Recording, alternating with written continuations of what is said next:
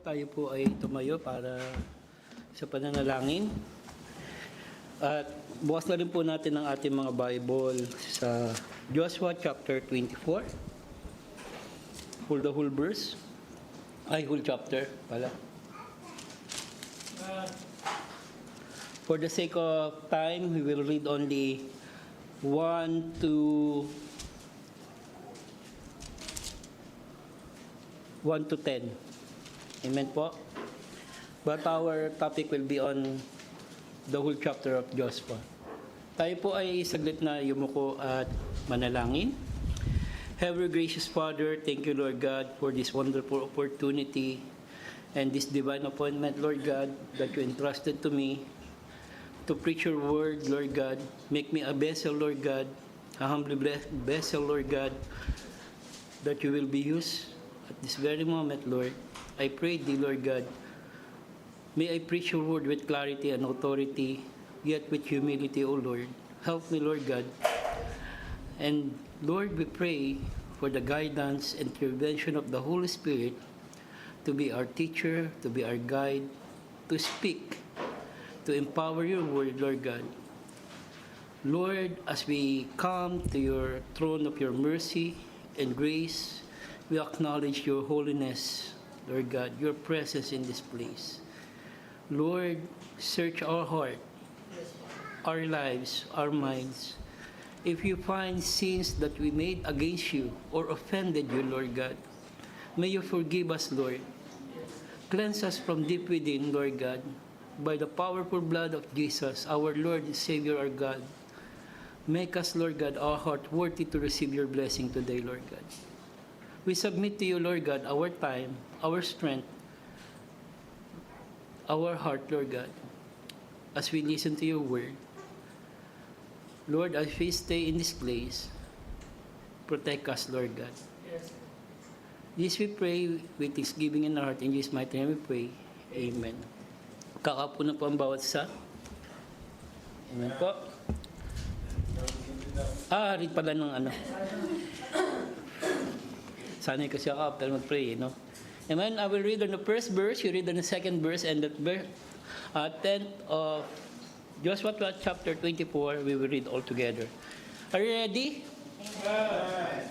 And Joshua gathered all the tribes of Israel to Shechem and called for the elders of Israel and for their heads and for their judges and for their officer, and they presented themselves before God.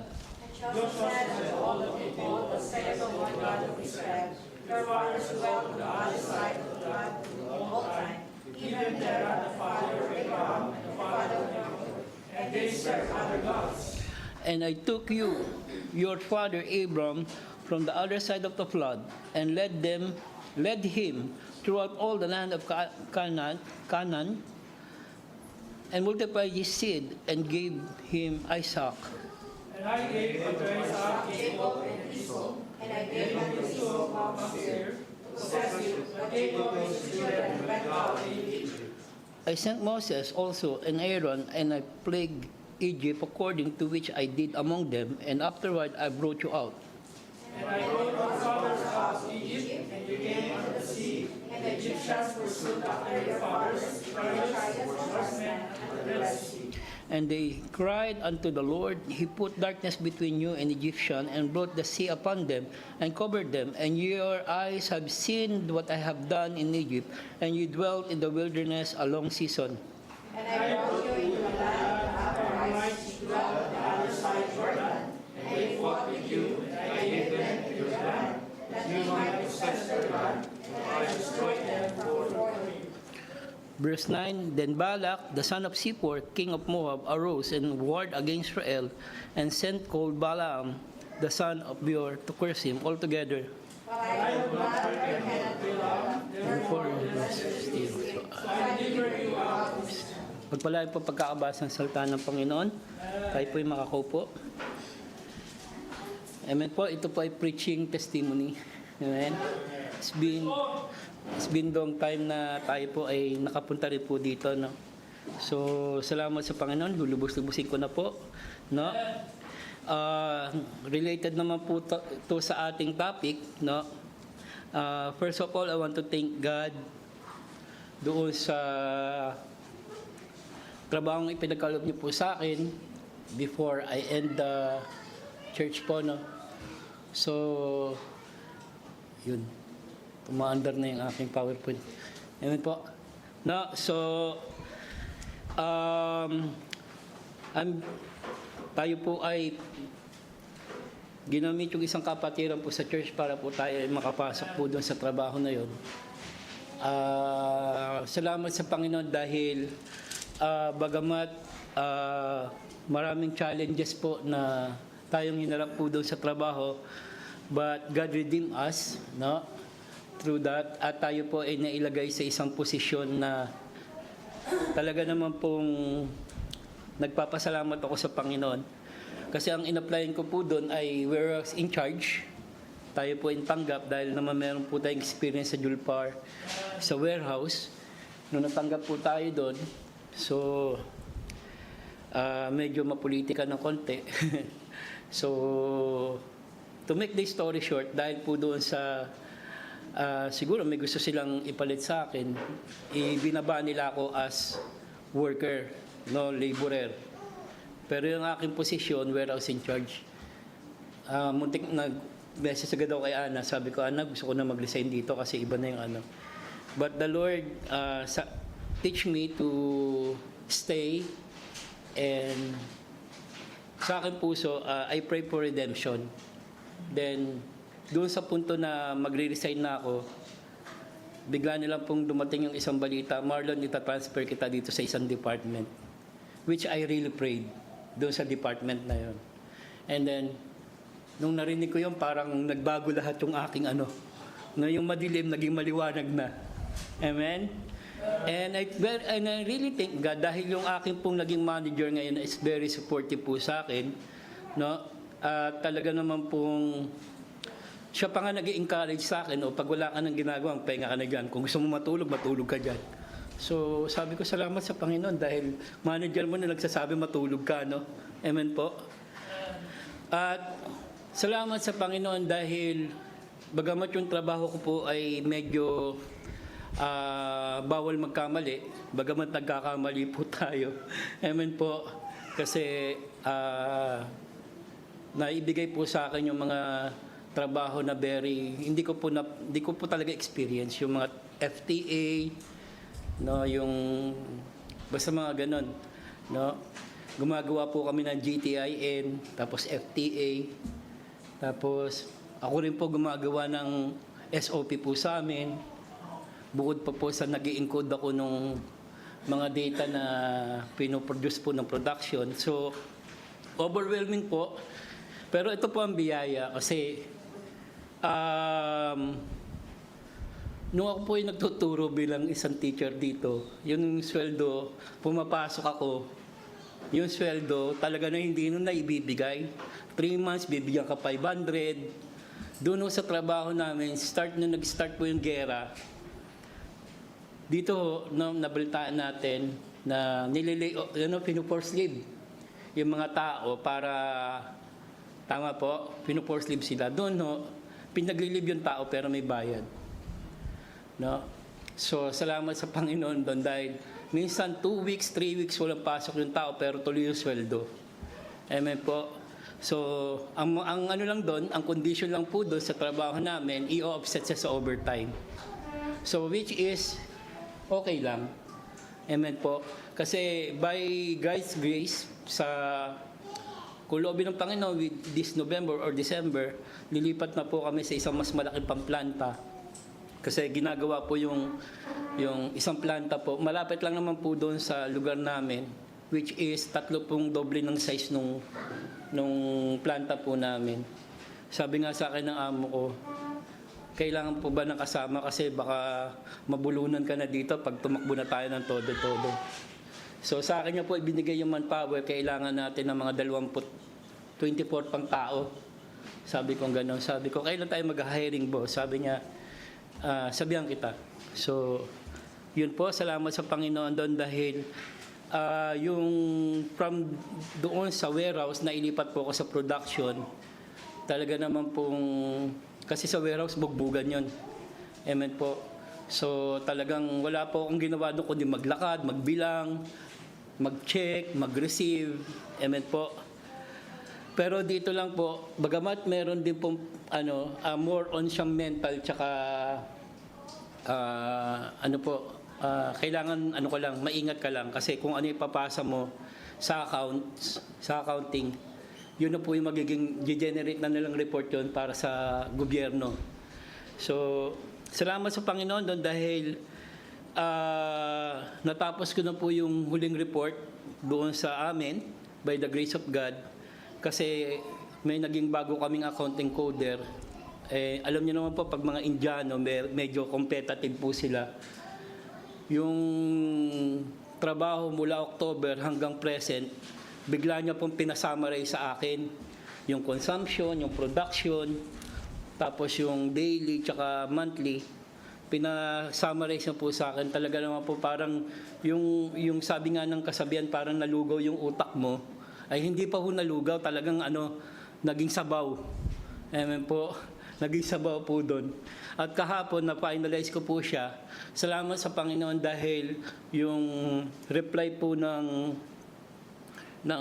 accounting office ay very thankful sila dahil nagawa po natin yung trabaho. Salamat ako doon sa mga taong tumulong sa akin, kagaya po ng QC manager, kasi sa kanya rin po nagagaling yung mga data na akin. Tinulungan niya rin po ako, malaki pong bagay yung tulong niya sa akin. Yun po, salamat po doon sa trabaho na yon, kasi kagaya po nila Preacher Dado, nakasama ko po sa trabaho. Buti nga po siya, 2 weeks walang pasok pero may bayad. Ako po araw-araw may pasok, minsan 2 araw walang pasok. No? Pero salamat sa Panginoon dahil hindi naman po natitigil po yung sweldo. At sa biyaya ng Panginoon, pinag-uusapan na po nila yung mga bakasyon. So ako po ay nagsabi, baka pwede po ako magbakasyon ng October. Amen po. So yun po, pag-pray po natin yan. Okay naman sa kanya, pero sabi ko, sir, baka may increment. Amen, yung pinag-uusapan na yung increment. So, salamat sa Panginoon doon. And then, doon po, salamat po doon sa trabaho na yon. No, mag-iisang taon na po ako. At dito po, nais ko rin po ipagpasalamat kasi hindi po namin ito na ipagpasalamat po dito. Yung panganganak ni Ana kay Arabella, actually ang pangalan po niya Samina Arabella kasi 3 S po yan. Sophia, Stephanie, tsaka Samina. Pero mas kilala po yung bunso ngayon bilang si Arabella. No? So, yan po, salamat dahil yung protection ng ginawa ng Panginoon, nag-live si Ana, March pa lang nag-live na siya. Pero ang due niya, kasi sabi ng doktor within end of March, pero inabot pa po ng 2nd week ng April. So, kumain pa ho talaga ng ng time. Tapos, yung sign na mga anak si Ana, nag-spotting na siya. Pero alas 12 ng gabi, bigla niya akong ginising. Sabi niya, Daddy, masakit na. Nagdadrive po siya na nagli-labor. Naintindihan niyo po yun, nagdadrive siya na nagli-labor. Sabi ko, kung gusto mo hihinto mo na yung sasakyan. Pero pag ininto niya po, alas 12 ng madaling araw, ay alauna ng madaling, saan kami hanap ng taxi? So pinagpipray ko, baby, be still. Sabi ko ganyan, paabuti mo muna kami sa ospital, 5 minutes na lang. So sa awa naman ng Panginoon, ay umabot naman kami ng ospital. Pero around 2 o'clock na po siya na-admit, pero nakita ko po yung kanyang pain ng labor. Ayaw ko lumapit sa kanya, baka masabunutan niya ako eh. So, salamat po doon kasi bakit po, sinagot po ng insurance yung kanyang labor. From doon sa regular suit, napunta po kami sa executive suit. Alam niyo po yung parang bahay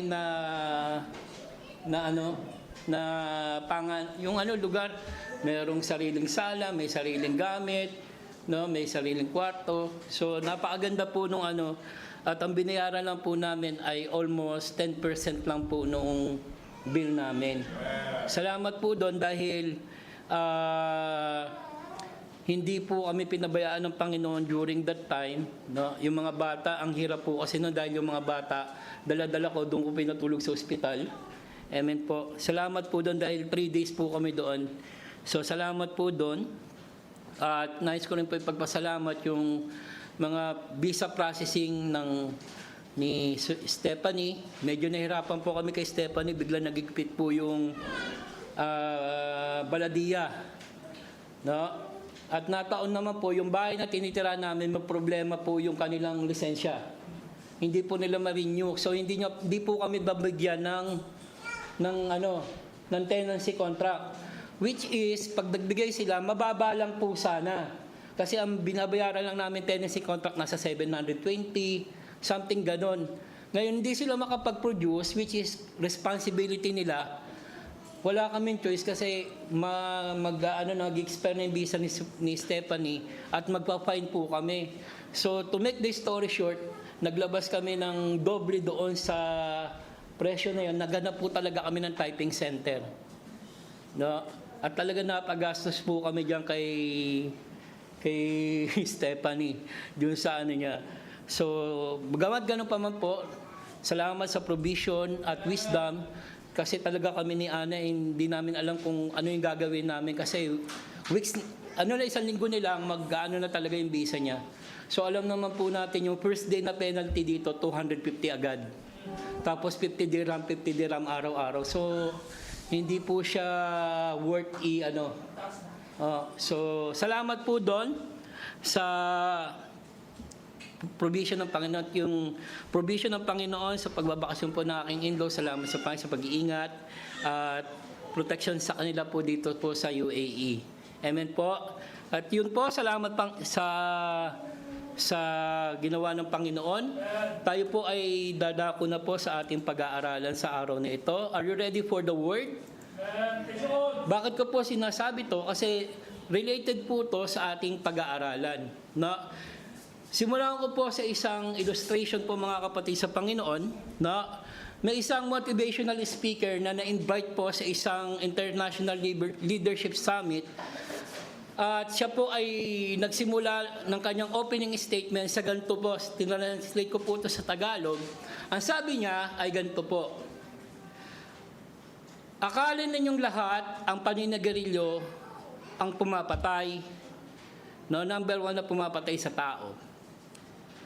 At sinabi niya, hayaan niyo ako sabihin ng mga bagay ito. Alam niyo ba na mas mataas ang bilang ng taong namamatay dahil sa diabetes? At 3 beses na mas marami ang namamatay kaysa sa paninigarilyo. Yun ang sabi niya. No? Pero, sabi niya dito, pero kapag bumibili kayo ng Snicker bars o yung Galaxy Chocolate, amen po, walang nagsasabi na yan po ay masama ang epekto sa katawan. Tama po ba? Tama po ba? So, sinabi niya, alam niyo ba ang kapangunahing sanhi ng lung cancer ay hindi talaga sigarilyo, kundi ang inyong DNA. Yun sabi niya po, maaari ka manigarilyo ng maraming taon at maaaring walang mangyari sa iyo. Ang buong kampanya nito ay para laban daw sa paninigarilyo. At ginamit niya daw tong argumento na to dito sa isang grupo ng kanyang kaibigan, 5 kaibigan. Alam niyo po ba, kahit invento lamang yung sinasabi niya, pero doon sa 5 kaibigan niya, 3 ang naniwala at nagsimulang manigarilyo. Yung 5 kaibigan niya hindi naniniwala, pero dahil sa sinabi niya, 3 sa kanila ang naniwala. At habang sinabi niya ito, inilipat ng speaker ang kanyang mensahe sa kanyang sariling karanasan. Meron daw siyang 4 na taong gulang na anak at meron siyang isang kakaibang habit na ginagawa. At ano daw po to? Mahilig siyang magsulat sa pader. No, kasi 4 years old. Dati po yung bahay namin, bago po yung ma-renovate, para ho yung mapa ng Pilipinas. Alam niyo po yung puro sulat po yung pentel pen, lapis, talaga naman pong kung meron kang dadaling bisita dati sa bahay, magdadalawang isip ka. Kasi parang pinaglaruan yung po yung bahay namin. No? Hanggang kwarto, yung 2 kwarto, punong-puno po yan ng color, ng pentel, ballpen. No? Hindi na po namin alam paano lilinisin po yun. Pero kahit paano naman po, maayos na po yung, kasi na-renovate naman po siya. Na, yun po yung bisyo. Isang gabi, pumasok daw po itong speaker na to sa kwarto at nakita niya na gumagawa na naman ng sulat, sinabi niya doon sa anak niya, "Hey, stop!" Amen? Are you, no, sabi nga niya, parang nag-iisip ka ba dito sa ginagawa mo? No? Wag mo nang gawin niya, sabi niya. Alam niyo po, kasi bata na yon, medyo may isip-isip na, yung sinabi ng tatay, yun pa rin yung ginawa niya. Hindi siya nagpapigil. Now, dito po, after ng 1 linggo, sabi ng speaker, pumasok ulit siya sa kwarto at nakita niya na naman ginagawa ng anak. Alam niyo po, nakakabigla. Habang nagsusulat, tinitingnan siya nakatawa. Amen? Yung parang nanunukso. And po, ngayon yung tatay niya, binago niya yung approach niya. Sabi niya, ito po sinabi niya, halika, umupo ka dito. Huwag mong gawin yan kasi ikaw ay malaking bata na. Big boy ka na. Yun sabi ng tatay. At nung narinig ng bata yun, no, tumigil na po siya sa susulat. Amen po? Na mga kapatid sa Panginoon, no? At muli siyang dumako doon sa isang patalasta sa TV na pinaliwanag niya yung epekto ng global warming. At nagsasalita daw yung isang lalaki na napakadesente na scientist at sinasabi niya yung statistika at epekto ng global warming. Now, at mga kapatid, no, ito po yung sinasabi ng lalaki, no, para siyang nagsilbing role model sa mga tao kung paano ingatan yung kalikasan. Ano po ang sinasabi ko po dito sa itong inilalahad ko po sa inyong mga kwento? Ang mga salita, kapag sinabi at ipinahayag sa tamang paraan, ay maaaring magbago ng isip ng isang tao. Maaaring magbago ng puso at kanyang paniniwala. No? At ang tamang salita, kapag ito po ay nasabi sa tamang paraan, ang isang salita, ay may kakayanan po ang isang tao na iahon ang isang tao sa isang mababang kalagayan at tulungan siyang maging matagumpay. Amen po. That's what the motivational speaker do. Tama po ba? At mga kapatid, ang ating salita din po, kapag hindi rin po ito nagamit ng tama, kaya niya sirain ang kaligayahan ng isang tao at ibagsak ito. Tama po ba? Alam niyo po ba, no?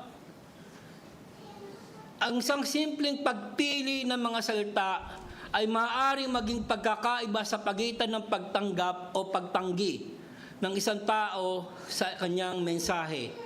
Maaari ka magkaroon ng napakagandang bagay na nais sabihin, ngunit kapag mali ang paraan ng iyong pagkakasabi o pagpili ng salita, maaaring mawala ang bisa ng iyong mensahe.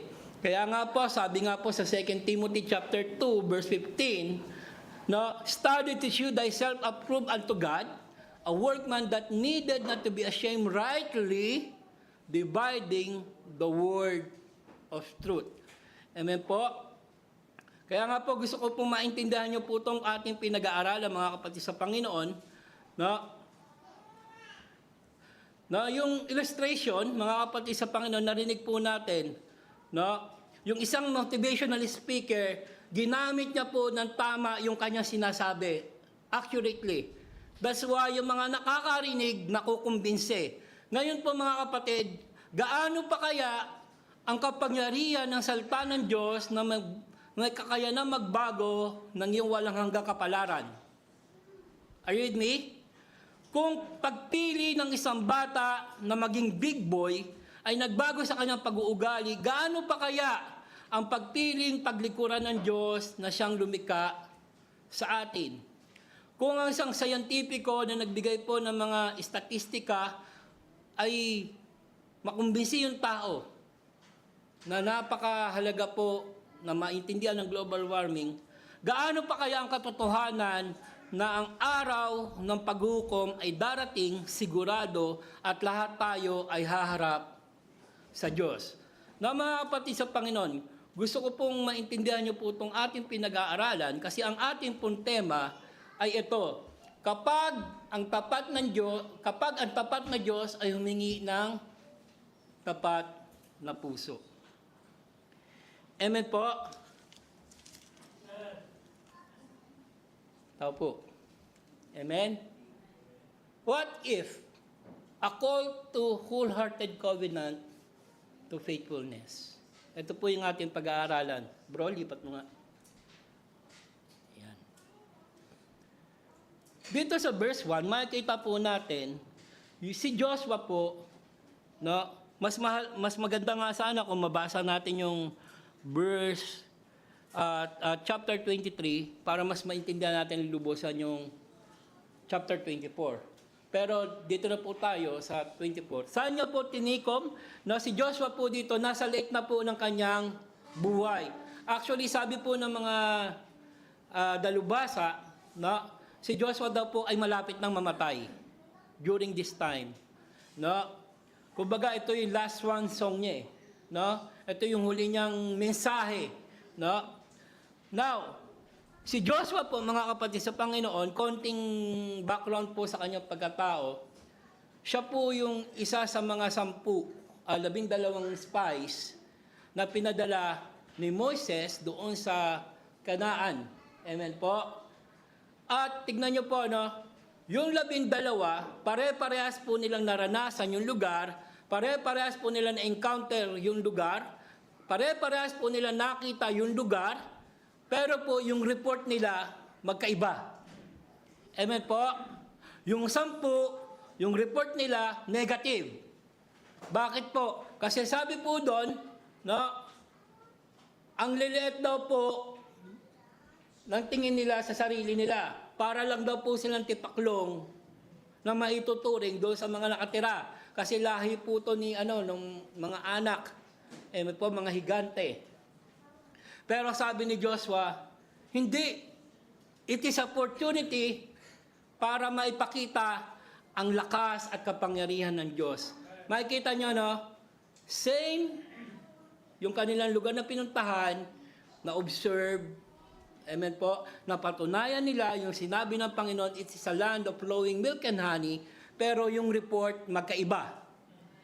Yung dalawa, tinawag na minority report. Amen po. Hindi sila pinakinggan. Kaya nga po, hindi po lahat ng tinatawag na majority wins. No? Mali, no? It's not about numbers. It is about the truth. Amen po. At dito, si Joshua, siya po yung naging kapalit ni Moses. Unfortunately, si Moses hindi po siya nakapasok sa promised land. Ang nakapasok lang po doon sa third generation ay si si Caleb at si Joshua. At naging leader po si Joshua. Kaya nga po, Joshua chapter 1 verse 8 to 9, God encouraged him. At ano ang encouragement na ginamit ng Panginoon? The Word of God.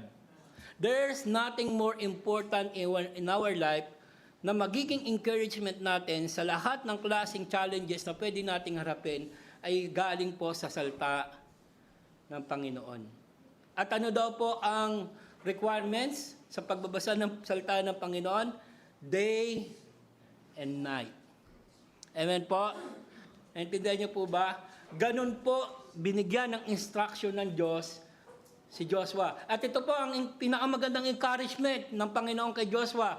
Fear not. I will never leave you nor forsake you. Alam niyo po mga kapatid, nung tinignan ko po yung salitang live and forsake, it's a double negative, mga kapatid. No? Naintindihan niyo po ba? Pero ang maganda lang po dito sa ginamit ito, forsake. Alam niyo po ba pagkakaiba ng forget, sa forsake? Yung forget, nakalimutan mo. Amen po? Malamang yung isang bagay, nilapag mo lang dyan, mamaya, saan ko ba niya ilagay yung bagay, yung susi? Tama po? Pero yung forsake, sinadya mong kalimutan. Ito yung sinabi ng Panginoon, I will never forsake you. Wala sa intensyon ng Diyos, wala sa hinagap ng Diyos, nakalimutan ka. Napabayaan ka. Yun yung sinabi ng Panginoon kay Joshua. Hindi kita iiwanan sa anumang laban habang ikaw ay nananampalataya at naniniwala sa akin. Yan po si Joshua, isang veteranong general na nakaranas po ng himala ng Diyos. Mga kapatid sa Panginoon, bakit po tinipon niya sa Shechem? Ang Shechem po ay isa pong lugar na punong-puno ng alaala. Dito po sa lugar ng Shechem, dinala ni Abraham na kanyang alay. Dito po sa Shechem, sinira ni Jacob ang mga Diyos-Diyosan. Amen po. Dito sa Shechem, kanya pong ginather ang kanyang mga tao. No? Sabi dito, sino yung ginather niya? Mga elders, mga leader, mga judges, mga officer. At saan niya ipinresinta? Sa Diyos. Amen po. Because Shechem is a historical altar of Abraham and Jacob. Amen po. At ito dun po ang ginamit ni Joshua, no? Bago sila mag-pass, no? At magbuo ng bagong vow. Amen po, brother? Ano po? Makikita po natin dito mga kapatid sa Panginoon, no? Ano po yung central truth na makikita natin dito, na ang katapatan ng Diyos ay hindi dapat humantong lamang sa ating pasasalamat. Amen po? Dapat itong humantong sa isang buong pusong katapatan sa Diyos, isang radikal na pagtanggi sa kompromiso at isang buhay na seryoso na sumunod sa salita ng Panginoon. Alam niyo po ba mga kapatid, may isang bagay na nakakatakot bilang sa buhay nating espiritual?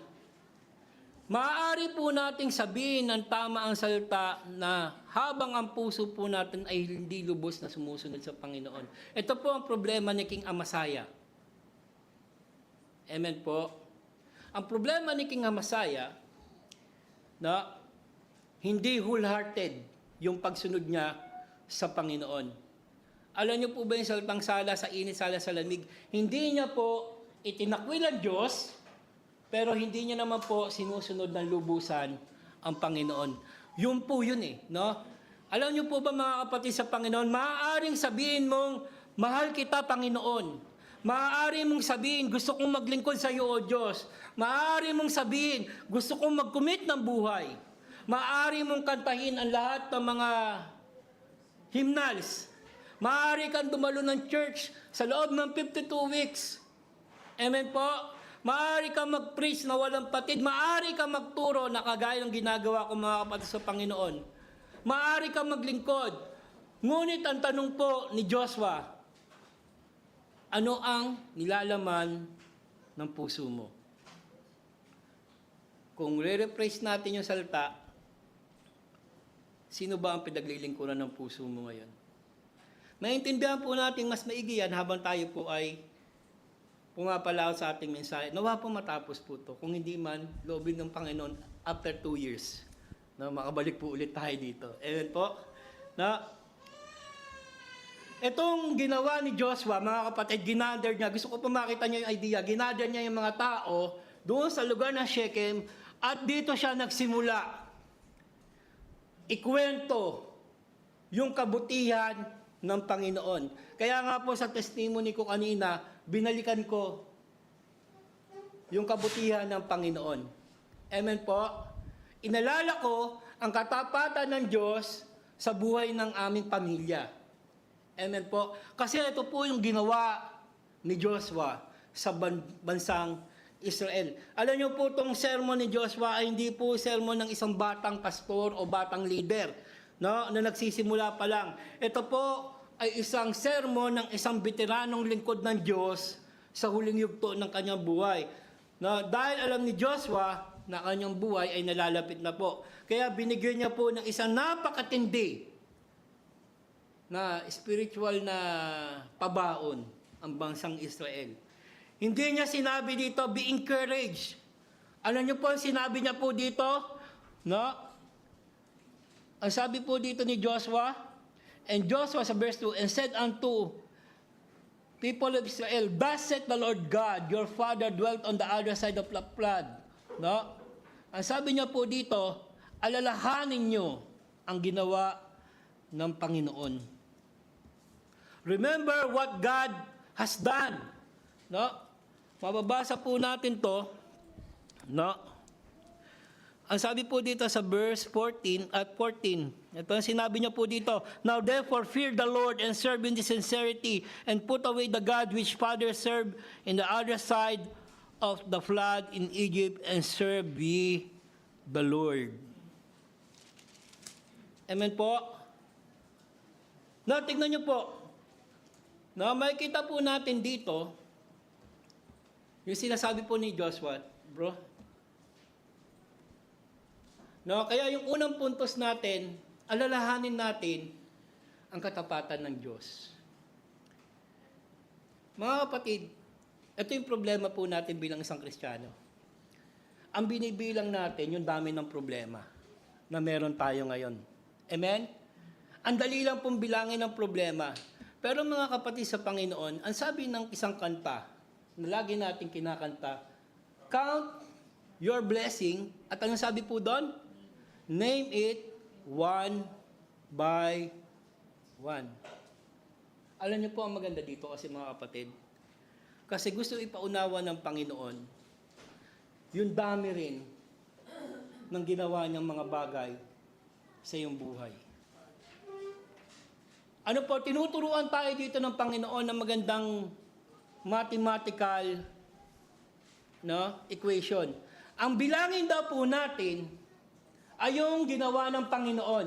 Ang alalahanin daw po natin yung katapatan ng Diyos. Kasi gusto ko pa maintindihan, listen to me carefully mga kapatid, this is the idea. This is the big idea. The world will never run out to give you a reason. Amen po, na mag-alala, mag-isip. Hindi niya po kayo, itong mundo na kinalalagyan natin, hindi po ito mauubusan ng problema. Are you with me? Hindi po kayo mauubusan ng problema hanggang nasa katinoan pa kayo ng pag-iisip. O sa malit sabi, hanggang kayo ay buhay. Amen po?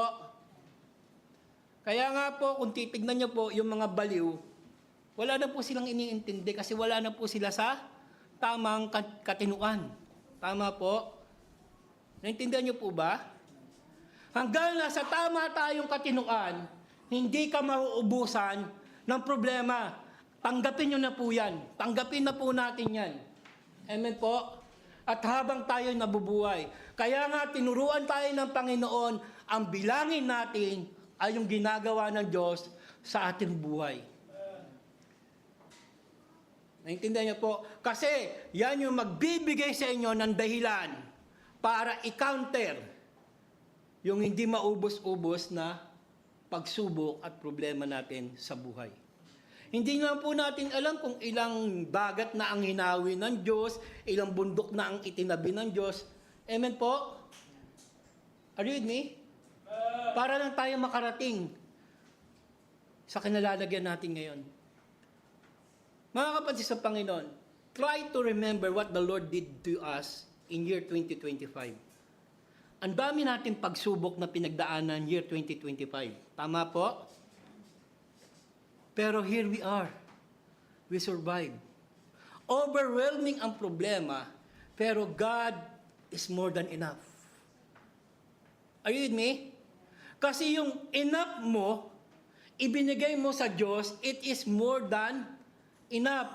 Kaya nga sabi nga natin, kapag yung mga bagay na kulang natin, ipinagtiwala natin sa Diyos, higit pa sa sapat ang mararanasan po natin. Tama po?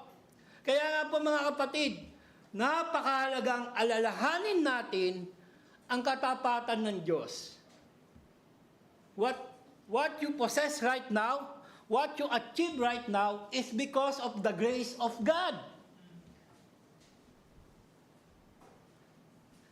Tao po. Kasi likas po sa ating mga tao ang magbilang. Tama po. Likas po sa ating mga tao na itong ginawa ko to, it because of my hard work. It's blood and sweat. Pinaghirapan ko to. No, mga kapatid sa Panginoon. Maling-mali po yung ganyan. Yung bahay na yan, yung kotse na yan, yung kinalalagyan ko ngayon, it is a grace of God. It's not about you. Alright, maintindihan po natin yan. Kasi bakit po? Dito po sa verse 1 to 13, mga kapatid sa Panginoon, inisa-isa ni Joshua yung pagtawag ng Diyos kay Abraham. Actually, sinimulan nyo to sa tatay. Remember, Abraham, no, galing po siya saan lugar? Sa Tera. Alam nyo po yung lugar na yon? It is a modern day Iraq. Iraqi po itong si Abraham. Na galing po sila doon sa lugar na yon. Amen po. At si Abraham po, at yung pamilya ni Abraham, yung tatay ni Abraham, they are not, sabihin natin, nakakakilala sa Diyos. They are pagan. Amen po. Wala pa pong Hebrew that time, wala pang Israel that time. Are you with me? Tama po? At dito na po, ikinuwento, ang galing nga po nung recollection ni Joshua, no? Natandaan niya. Amen po, from Abraham. Amen po, down to Moses. No, kung mababasa po natin dito, ang una dyan dito, ikinuwento, yung flood. Amen po. At yung pangako niya kay Abraham, that you will be a father of all nation. Would you imagine, mga kapatid, Genesis chapter 12, yung unang encounter ng Diyos kay Abraham. Listen to me carefully. Pinangakuan siya. Genesis chapter 12. Kailan po na-fulfill? Genesis chapter 22. After 24 years. No? Dito sa Genesis chapter 22, makikita po natin, no, Genesis 12, 18, 22, dinalaw ulit siya ng Panginoon. At ano po ang dalaw ng Panginoon sa 22? Ialay mo na ang iyong anak na si Isaac. Amen? Tama po ba? Sabi ko nga sa inyo, kaisa-isang anak. Amen po? Dito magsisimula ang lahi ng mga lahi. Pero ano po ang sinabi ng Panginoon? Ialay mo si Isaac. Hindi ko alam sa inyo, mga kapatid sa Panginoon, no, kung paano nyo kakayanin. Kaya nga po, tignan nyo po, no, yung faith ni Abraham, na siyang nagtulak sa kanya, paano nakilala niya ang Diyos. Amen po? From Genesis chapter 12, yung faith niya, doon sa pangako, yun po yung nagtulak sa kanya para mahanap niya ang Diyos. Now, yung faith ni Abraham, yun nag-lead sa kanya para kilalanin ang Diyos. At ito matindi, pagdating niya sa Genesis chapter 22, inaano ko lang po, yung faith ni Abraham ay nag-enable sa kanya para maintindihan ang salita ng Diyos, ang utos ng Diyos, ang pinakamahirap sa mahirap na utos. Without faith, kaya nga sabi doon, without faith, you cannot please God. Yung pananampalataya ni Abraham ang nagdala sa kanya para tanggapin ni Abraham ang pinakamatinding utos ng Diyos. At ano daw po yon? Ialay si Isaac. Mga kapatid sa Panginoon, listen to me carefully. Mahal ni Abraham si Isaac, tama po ba? Are you with me? Sabi nga doon sa Genesis chapter 22, your beloved son. Same thing na ginamit sa John 3:16. At ano ang sabi po doon? Mahal na mahal ni Abraham si Isaac. Pero ang tanong, mahal na ba ang Diyos? Mahal din po ba ni Abraham ang Diyos? Ang hirap magdesisyon, no? Amen po? Sino yung pipiliin mo, parehas mong mahal? Naiipit ka sa nag-uumpugang bato, mga kapatid. Pero kailangan niyang pumili. Sino yung mas mahal niya? Pero ito nakakagulat, mga kapatid, ang pinili niya, ang Diyos. Are you with me? Kaya siya tinawag na Father of Faith. Mas minahal niya ang Diyos na nagbibigay ng biyaya kaysa sa tinanggap niyang biyaya. Amen po. Ito po yung pinapaunawa po ni Joshua. Alalahanin nyo. Amen po. Itong Diyos na ito, the God of history. You cannot make history without the history maker. Are you with me? Hindi nyo kayang gumawa ng mga bagay-bagay sa buhay natin kung hindi tayo sasamahan ng Diyos. Are you with me? At dito, inisa-isa ng Panginoon, si Isaac, si Esau, down to Aaron, hanggang pinleg niya ang Egypt, ikinuwento niya yung deliverance ng Diyos. Amen po? Mga kapatid sa Panginoon. Kaya nga po, tignan niyo po mga kapatid sa Panginoon, no? Meron tayong kasabihan. Ano po ang kasabihan? Ang di raw po gumilingon sa pinanggalingan ay hindi makakarating sa saan daw po? Sa promised land. Amen. Amen po. Sino po nagsabi nito? Si God? Jose Rizal. Ano sabi niya? Amen po. No, tingnan niyo po. Bakit po sinasabi natin ng Panginoon? No, kasi po, kapag hindi natin inilala ang katapatan ng Diyos sa buhay niyo, mga kapatid, napakapanganib po nito, nakakatakot. Kasi bakit po? Hindi niyo na po kikilalanin ang kilos ng Diyos sa buhay niyo. It will boil down to you only. Kaya ako nakuha to, kaya ako na-achieve to, kaya ako nagkaroon ng ganito, dahil sa akin. Dahil sa akin. Wala nang iba. Are you with me? Tama po. Kaya nga po, tignan niyo po, no? Bago humingi si Joshua ng commitment, ang ginawa ni Joshua, ipinaalala niya muna ang history ng faithfulness ng Diyos sa Israel. Amen po? Because grace precedes obedience. Kapag naalala mo ang katapatan ng Diyos sa buhay mo, wala ka na ibang gagawin kundi sumunod sa Kanya. Naintindihan niyo po ba? Hindi niyo po sinabi dito, no, mga kapatid sa Panginoon, mag-serve na kayo, hindi. So that He will bless you, no. Ang sinabi niya dito, look what God has already done. From the patriarchs. Would you imagine, mga kapatid sa Panginoon, nung diniliver ng Diyos ang Israel? Amen po. Wala pang ilang oras, eto na ang Pharaoh nag-change ng mind. Hinabol agad sila. At ang utos, lipulin. Mga kapatid, nandoon na po sila sa Red Sea. Amen po. At nakikita nila sa kanilang likuran ang hukbo ni Parao. Amen po. Saan po sila nakaharap? Sa dagat na pula. Mga kapatid, 2 million people. Saan po pupunta? Dead end. Ang dagat po nilalangoy, hindi para langoyan.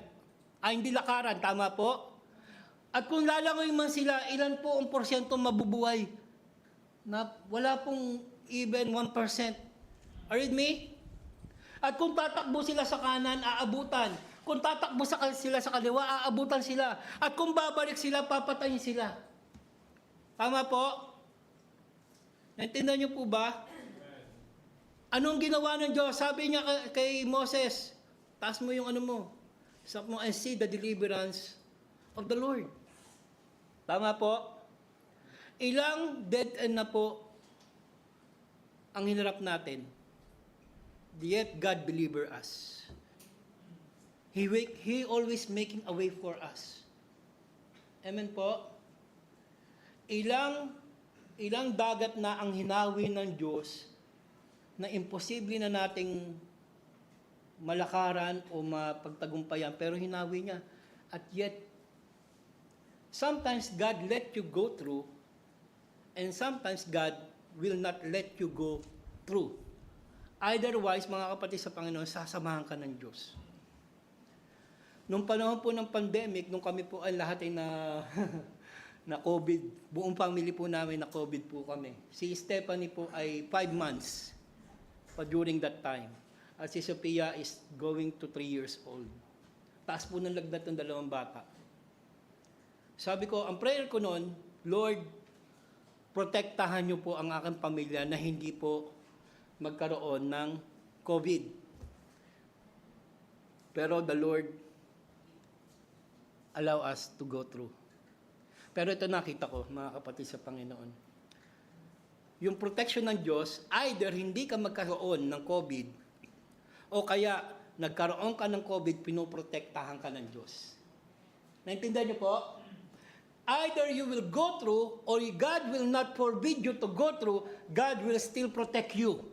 At ito po maganda. Amen po? Ito po pinakamaganda dito. Maraming tao, kung kailan nagkasakit, doon lang po sila nakaisip maglingkod sa Panginoon. Tama po ba? Pero iba po yung naglilingkod ka, doon ka inabutan ng sakit. Are you with me? And I believe that God, the same protection that we will give, kung paano niya po iningatan yung mga tao. Amen po? Kaya tignan niyo po dito, sa sinasabi po dito, ipinaalala niya, look what the Lord, mula Abraham hanggang sa conquest, narrative hanggang nakasentro sa ginagawa ng Diyos. Amen po? Now, gusto ko pa makita niyo po, bro, lipat mo na. Yung 5 kaintingang katapatan ng Diyos, no? Tingnan niyo po, yung subpoint number 1 natin, God called. Ang Diyos ang tumawag sa kanila. No? So verse 3, sabi doon, I took your father Abraham from the other side of the flood and led him through all the land of Canaan and multiply his seed, and I gave him Isaac. Hindi sinabi dito, Abraham discovered me.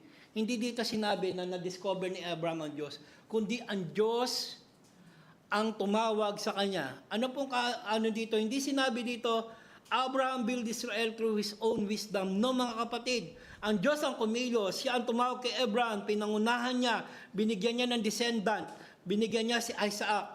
Ano po ang sinasabi po dito? No? Bago mo sabihin, Lord, bakit kailangan ko sumunod? Bakit kailangan ko magsuko ng buhay? Bakit kailangan ko magpabautismo? Balikan natin yung katapatan ng Diyos, no? Lord, ano ba ang ginawa mo para sa akin para magsuko ko ng buhay? Para maglingkod ako sa iyo hanggang sa huling hininga ko? Because God worth, no? Deserve niya. Amen po? Napaglingkuran natin siya. Last time ang message ko sa Rasal Kaima is altruist. Ano niyo po yung altruist? A selfless service. No?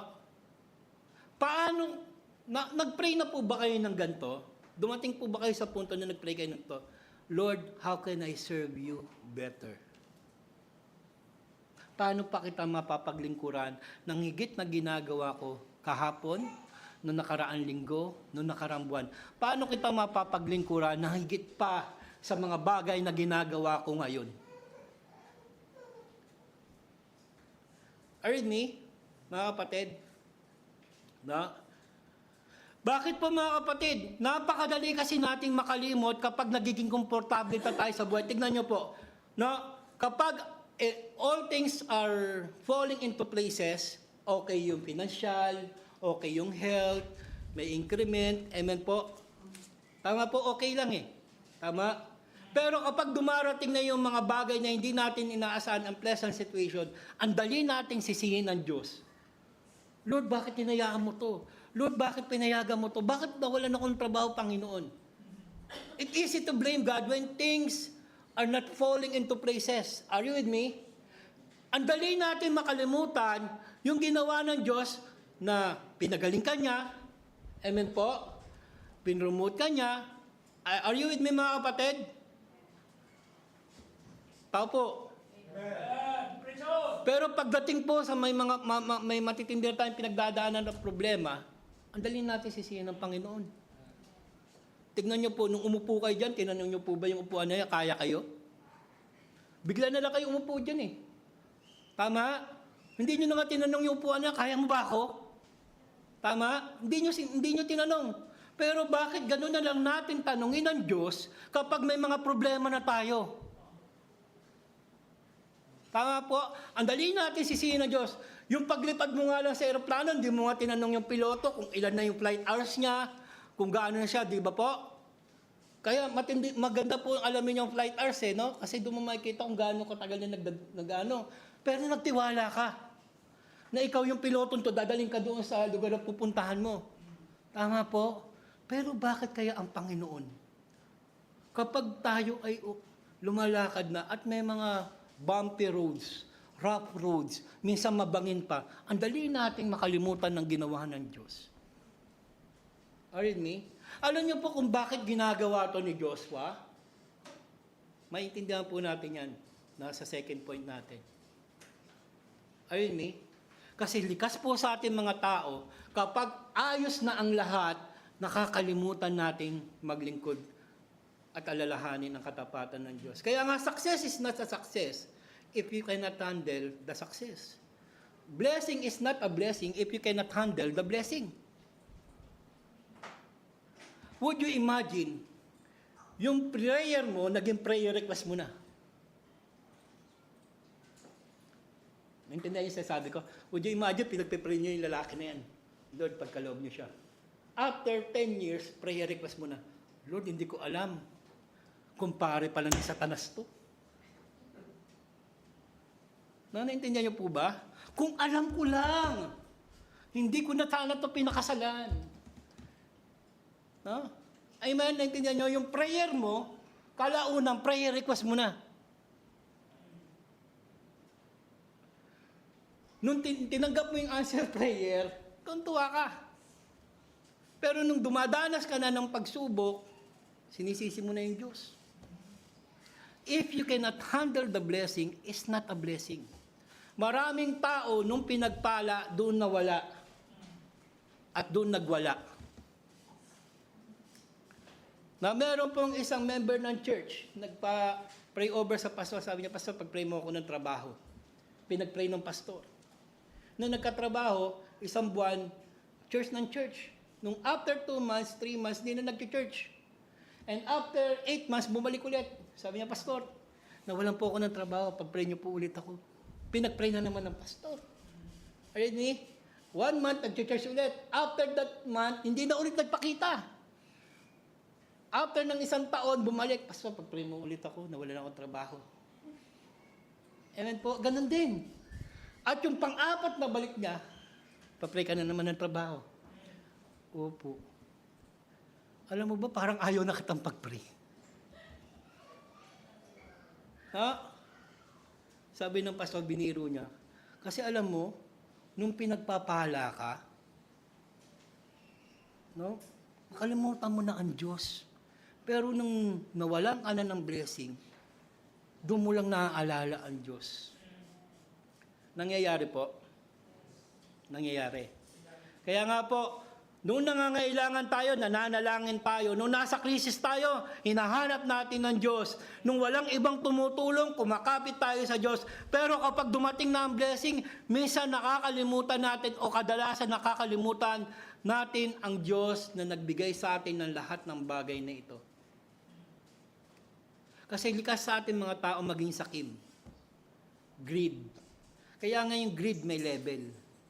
Greed 1, greed 2, grade 3. Amen? Amen? Intindihan, ano lang po yun, icebreaker na. Amen po? Kaya tignan niyo po yung point number 2 natin. Na, ang Diyos ang nagligtas sa kanila. Amen po? God delivered them. Rescued Israel out of Egypt. Amen po? Dito po sa Joshua chapter 5 verse 17, nagbalik sa Exodus. Ang Israel po is not a self-made. Anong nangyari po kasi dyan, kung babaybayin po natin yung Genesis, pumunta sila sa Egypt. Amen po, hindi para maging alipin. Okay yung una yung pero. Pero nung nag-settle down na sila doon, may pumalit na pero, hindi na kinilala. At naging alipin na po sila. Na sila po ay naging alipin. Would you imagine for how many 100 years na servant sila? Kaya nung panahon na yung bawal mangarap sa kanila eh. Naintindihan nyo? Yung sinasabi na, uy, walang bayad ang pangarap kaya mangarap ka. Doon sa kanila wala nang kwenta ang pangarap. Kasi would you imagine, yung lolo niya nangarap, yung tatay niya nangarap, ano pang pangarap niya? Amen? Throughout how many generation? 72 generation. Amen po, naging alipin sila.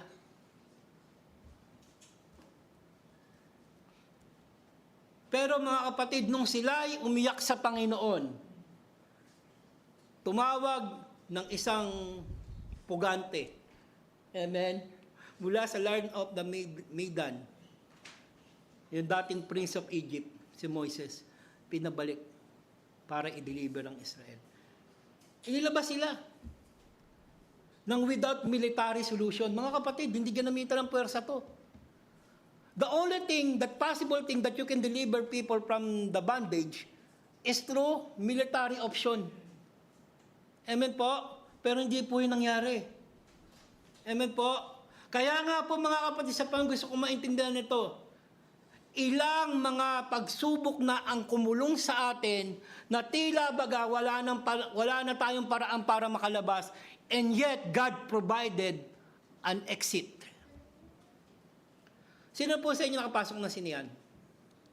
Amen? Napakarami na pong para-exit, tama po?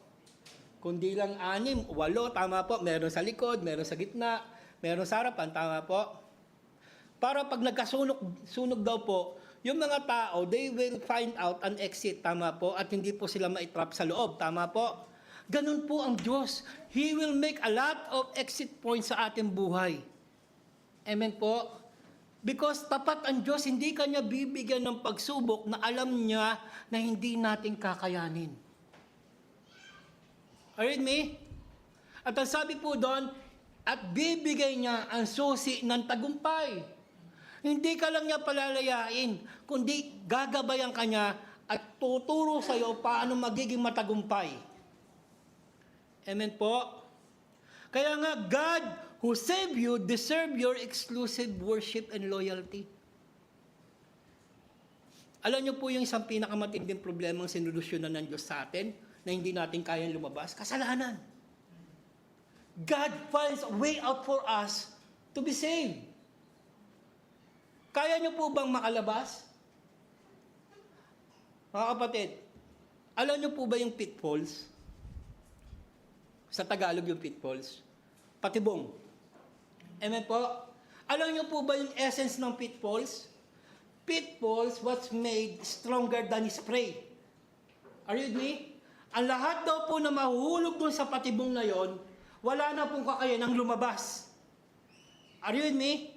Kaya gumawa ang isang tao, o kung meron mang isang tao na gumagawa ng patibong, ang kanyang idea, yung lahat na mahuhulog doon sa patibong na yon, hindi na makakalabas. Are you with me? Maliban nilang merong isang kamay, mula sa taas, iaabot niya yung kamay niya para sa iyo, para ihawon ka. Alam niyo po ba yung pitfalls na yun? Kasalanan. Ang lahat ng tao na mahuhulog sa kasalanan, wala na po siyang kakayanan lumabas doon. Are you with me? Nandito pa po ba kayo? Ngunit ang Panginoong Hesus, Kanyang inabot ang Kanyang kamay sa atin at tinango niya tayo doon sa kasalanan na yon. At tayo'y nakalabas. Because in our own, mga kapatid, hindi natin kaya. But God find a way. He saved you and me. And what the method? He gave us His life. Binigay niya. Kaya nga mga kapatid sa Panginoon, kung yung matindi mong problema sinolusyonan ng Diyos, ano pa kayang problema hindi niya kakayanin? Solusyonan sa buhay mo. Sabi po sa Romans, who can separate us from the love of God? Romans 8 yun, di ba? 35, 37, 38. Ang dami doon sinabi, famine, sword, nakedness. Ang dami. May 10 po yun. Ano pong gusto kong sabihin? Lahat na pwedeng idahilan ng tao, nandun na. Pero ito daw pong mga dahilan na ito, hindi kakayang ilayo sa pag-ibig ng Diyos. Intindihan niyo po ba? Kaya nga, God deserved our exclusive worship and loyalty. Kaya niya ito pinapaalala kasi gusto niya ipaunawa sa Israel at sa panahon natin ngayon, deserve ng Diyos na paglingkuran natin siya kasi niligtas niya tayo. Sabi dito, ang Diyos ang nakapaglaban sa kanila, God protected. shielded them from the enemies. Dito sa 8 to 12, sinabi dito, and I brought you to the land of the Amorites, which dwell on the other side of Jordan, and they fought with you. I gave them into your hands, and that might possess their land, and I destroyed them before you. Ang sabi pa dito, the Ben Balak, the son of Zippor, king of Moab, arose and warred against Israel, and sent called Balaam, the son of Beor, to curse you. Ang sabi dito sa verse 10, but I will not hearken unto Balaam, therefore he bless you, so I deliver you out of his hand. Pagdating po dito sa verse 12, and I sent hornet before you. This is a metaphor. Hindi naman talaga siya nagpadala ng hornet. Ang hornet dito is the God himself. No? Sinuga niya yung kanyang sarili. No? Which drove them out before you, even the two king of Amorites, but not with thy sword or thy bow. Mga kapatid sa Panginoon, inilalaban kayo ng Diyos hanggang ngayon. Noon pa man hanggang ngayon, God fight you. Kaya bawal sumuko. Bawal tumigil, bagal luminto. Bawal mag-give up. Bakit? Ang Diyos hindi sumusuko para ipaglaban ka. Kung gaano ipinaglaban ng Diyos ang kanyang bayan, ganun din po tayo. Are you with me? Kaya nga, mga kapatid, hindi dapat natin kiniklaim yung mga glory na meron tayo ngayon. Kahit yung degree mo, mas marami pa sa degree ng thermometer. It's not about you. Intindihan niyo po? No? God delivered them. God protected them. Kaya mahalaga, lagi ako nagpe-pray, araw-araw ang prayer called, Lord, may your favor and your grace be upon me and to my family. Alam niyo po ba ang salitang pabor? Naintindihan po ba yung pabor? Di ba po, mas naintindihan natin into the political view. Di ba, kapag meron kang malaking politikong kilala, kumpare ko yan si congressman, na inaanak ako ni mayor. Di ba parang, teka muna, yung impluensya niya, yung dating niya, parang pabor sa'yo, tama po ba? Naintindihan niyo po? With me? Mga kapatid sa Panginoon, what if God's favor with you? Sabi nga ng Bible, if God is with us, who can be against us? Mga kapatid sa Panginoon, gusto ko maintindihan niyo to. Alam niyo po, yung salitang pabor, kakampi mo ang Diyos. Mga kapatid, kung kakampi mo ang Diyos, sino pa ang lalaban sa iyo? Mga kapatid, kapag inaway ka ni Satan, kanino ka tatakbo? Sa Diyos, tama po. Pero pag inaway mo ang Diyos, kanino ka tatakbo? Yun nga. Tama po. No, ano ang point ko? Mga kapatid, kapag nasa iyo ang pabor ng Diyos, sabi nga parang ka nakasandal sa pader. Walang pwedeng umaway o sumira sa iyo. Kaya nga yung promotion na nanggaling sa Diyos, kahit maraming tao ang maaway sa iyo, He will sustain you.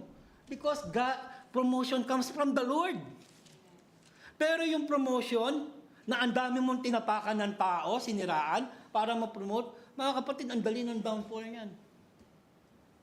Kaya napakahalaga na maisip natin, sa lahat ng sitwasyon ng ating buhay, God fights for you. He fights for you. Nilalaban ka ng Diyos. Amen po? And God provided. He provided everything, mga kapatid. Gusto ko po maintindihan nyo to. Sa Genesis chapter 22, balik tayo ng konti. Sinabi ni Moises, ni Abram, na nung inawat na siya ng anghel na kanya pong papaslangin yung kanyang anak, no? At biglang nagpakita ng ram na naipit doon sa sanga all of the sudden. Ang sabi niya, God, in this mountain, God provide. Mga kapatid sa Panginoon, gusto ko maintindihan niyo ito po. Di ba po ang sarap i-advise to? Doon sa mga friends mo na naghihirap, may pinagdadaanan, may kakulangan, pinansyal. Tama po. Di ba, ang ina-advise natin, don't worry, Brad. God will provide. Tama po. Pero alam niyo po ba yung konteksto na God will provide? Bago pinrovide ng Diyos yung alay, nagsakripisyo muna si Abraham. Gusto ko pa maintindihan niyo po itong punto na to. From the truth itself that God will provide, yung sa likod ng konteksto na God will provide. Kapag wala kang isinasakripisyong bagay sa Panginoon, you don't have the right to claim that God will provide. Kapag wala kang sinakripisyong buhay, oras, paglilingkod, you don't have the word to claim that God will provide. Kagkat ang Diyos ay Diyos ng kaayusan, He is a righteous God. How He can provide a favor to those persons who did not serve and believe Him? Yes, may tinatawag tayong common grace. Pinasisikat ng Diyos ang araw sa mabutit masama. Pero iba po yung tinatawag na provisional grace. Are you with me? Naintindihan niyo po? Kaya, bago nyo i-claim that God will provide, tanong ko lang po sa inyo, ano po yung isinakripisyo nyo muna sa Panginoon? Si Abraham meron. Alam nyo po, nakakatuwa dito, kung ang worship based on emotion, wala na kayo dito. Yung worship, nadadala lang kayo ng kanta, kaya kayo umiiyak. No, worship is principles. Kasi kung yung worship ay emotion, hindi niya na naisuko si Isaac. Pairali niya yung pagiging ama niya. Hindi, mahirap yun. Hindi niya iaalay kasi mahal niya yun. Pero dahil ang pagsamba sa Diyos ay isang pananampalataya, kaya niya nagawa yun. Kaya kung kayo nag-worship, umiiyak kayo, nung natatouch lang kayo ng kanta, it's not worship at all. Tapos after ng kanta, after ng service, balik kayo sa dati? No. Because worship based on the principle of the Word of God, you must have faith. Kaya pag sumasamba ka na wala kang pananampalataya, it's void. Even worship needs faith. Are you with me? Kaya nga po, tingnan nyo, God gave. Gave land that, alam nyo po ba yung salitang ready to, sabi nga ni Brother Andre, meron na rin silang bahay na nakuha. Kaso sa Juday pa. Tama? Ano kaya yung ready to occupancy na? Na yung pagpunta mo doon, all furnished na, nandun na yung washing machine, TV, ref, nandun na lahat. May kotse na. Amen? Everything is provided. Ayan po yung nangyari sa Israel. Pumunta doon sila sa isang lugar, may bahay na, may mga tanim na, i-enjoy na lang nila yung lugar. Alright, may mga kapatid, gusto ko po ipunto sa inyo dito mga kapatid. Pinangakuan ka na, manampalataya ka na lang. Because this is the promise of God. Pinaalala ito ni Joshua in verse 13, I have given you a land which you did not labor. Pumunta kayo sa isang lugar, sa isang bahay na hindi nyo naman tinayo, hindi nyo pinaghirapan. Amen? Pundasyon pa lang, ang hirap na yan. Amen po?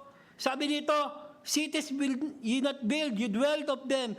Ito pa, matindi. Of the vineyards of olive yard, which you do not plant. Ang tindi pa nga kapatid. Ano po yung gusto ko ipunto sa inyo mga kapatid? It is all the promise of God. Kung ikaw ay napangakuan na ng Diyos, manampalataya ka na lang. Tanong ko nga po sa inyo, napangakuan ka na ba ng Diyos? Sabi sa Numbers 23 verse 19, God is not a man that should not lie. Hindi raw po, ang Diyos ay hindi raw po gaya ng tao na nagsisinungaling. Whatsoever I say, it will not return me without profit.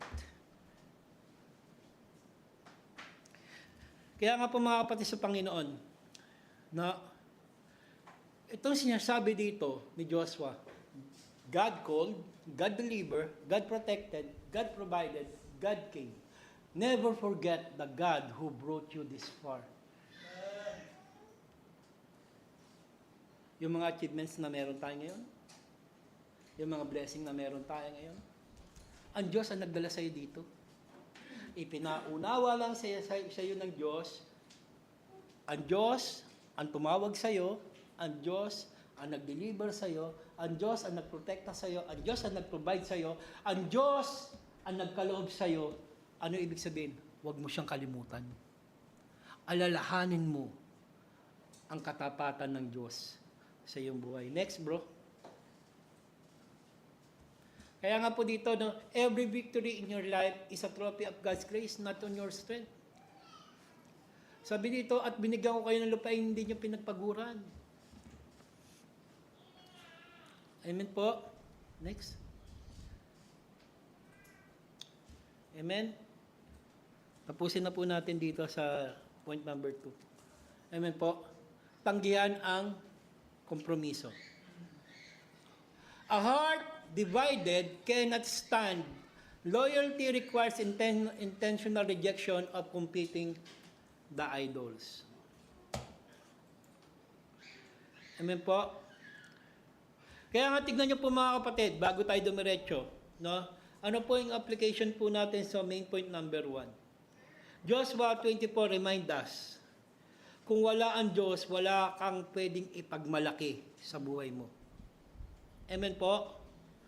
Tandaan niyo po, yung career mo, galing yan sa Diyos. Yung ministry mo, galing yan sa Diyos. Yung pamilya mo, galing yan sa Diyos. Yung protection mo, galing yan sa Diyos.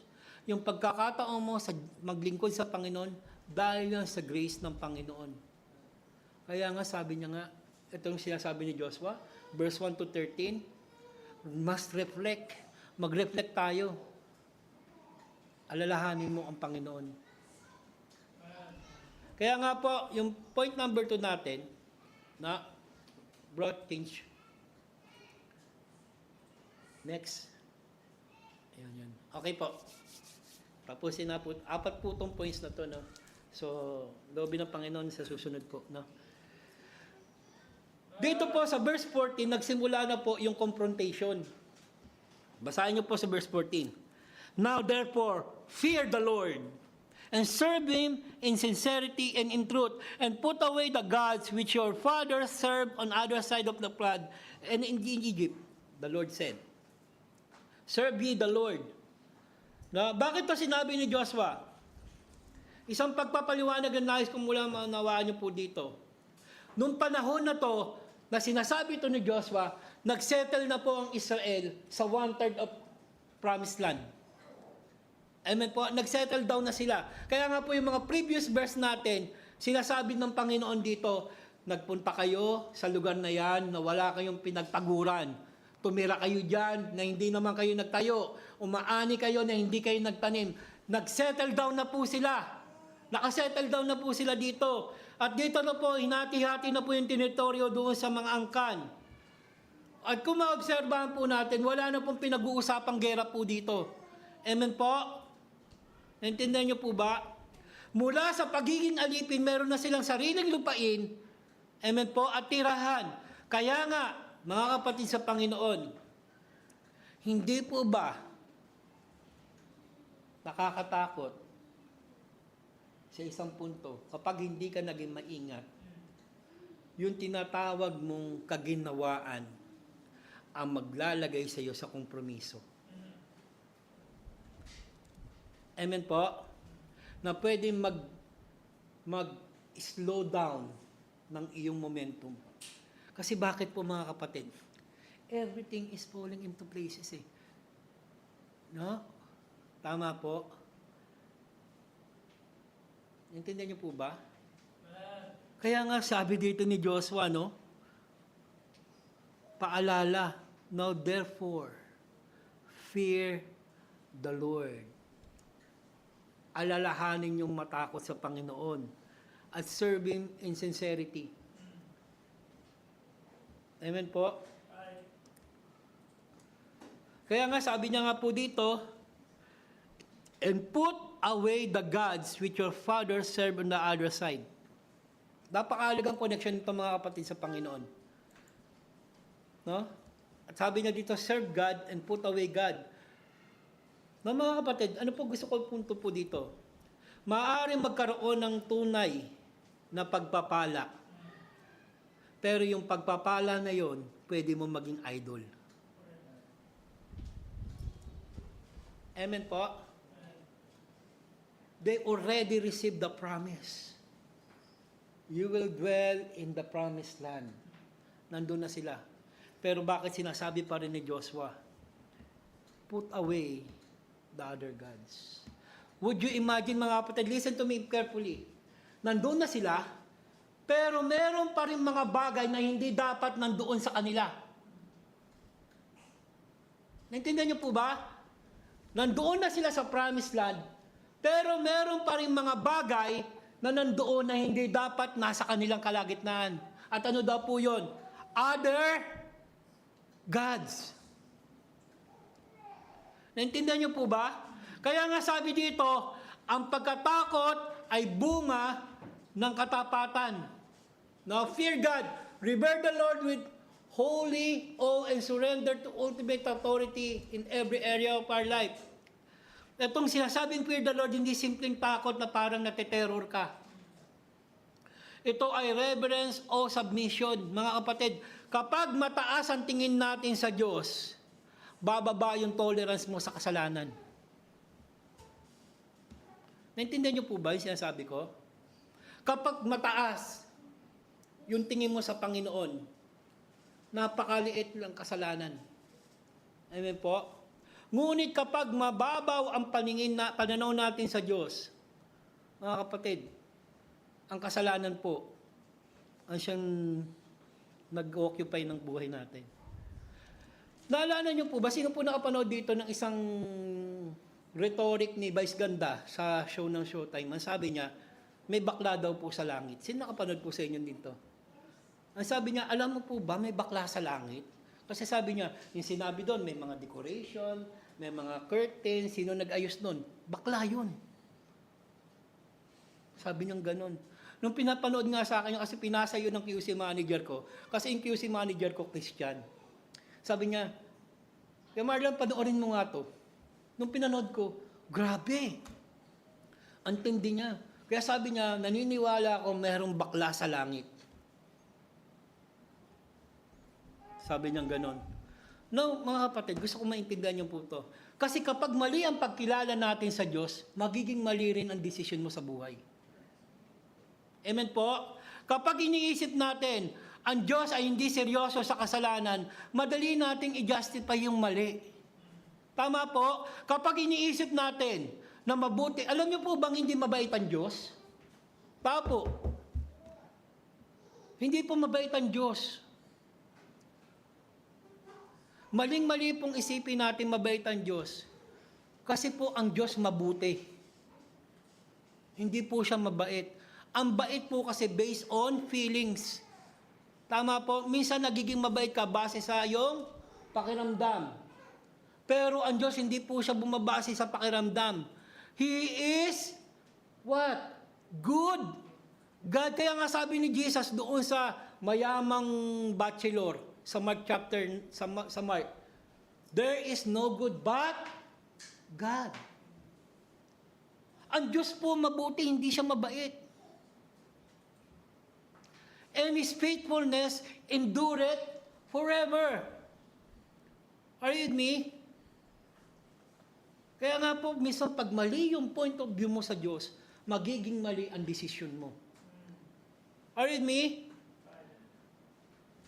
Kapag inisip natin, mas mabuti yung desisyon natin kaysa sa desisyon na gagawin ng Panginoon. Ito tayo mga kapatid sa Panginoon, no? Minsan, no, para maging Christian lang yung ating ginagawa, isinasama lang natin ang Diyos doon sa desisyon natin.